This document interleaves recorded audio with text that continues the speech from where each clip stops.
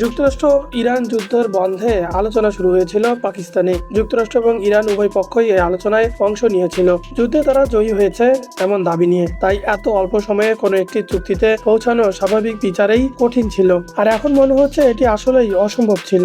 দেখা যাচ্ছে ব্যর্থতার জন্যই উভয় পক্ষেই পরস্পরকে দায়ী করে ফিরে যাচ্ছে।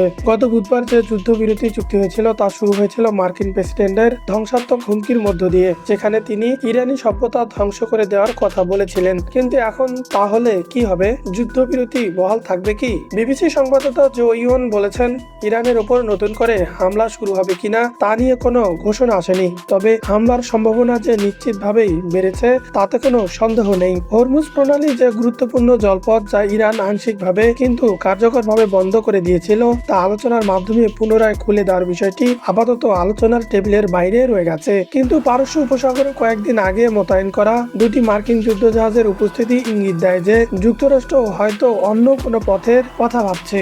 যুক্তরাষ্ট্রের মধ্যে ইরান কখনোই পারমাণবিক অস্ত্র তৈরি করবে না এমন বিশ্বাসযোগ্য প্রতিশ্রুতি দিতে ব্যর্থ হওয়াটাই ছিল আলোচনার সফল হওয়ার পথে প্রধান বাধা। ইরান সবসময় দাবি করে এসেছে যে তারা মরণাস্ত্র উৎপাদন করতে চান না, কিন্তু 1 বছরের ব্যবধানে দুটি যুদ্ধের অভিজ্ঞতা হওয়ায় তাদের দেশে পারমাণবিক অস্ত্রের সমর্থকদের এখন পারমাণবিক শক্তি অর্জনে আরো উৎসাহী করবে। যুক্তরাষ্ট্র ইরানের মধ্যে এই সরাসরি আলোচনা ছিল ঐতিহাসিক, কিন্তু এটি হয়তো কূটনীতির একটি ব্যর্থ হিসেবে ইতিহাসে স্মরণীয় হয়ে থাকবে। এরই মধ্যে ইসলামাবাদ ছেড়েছেন ইরানের কর্মকর্তা এবং যুক্তরাষ্ট্রের কর্মকর্তারা।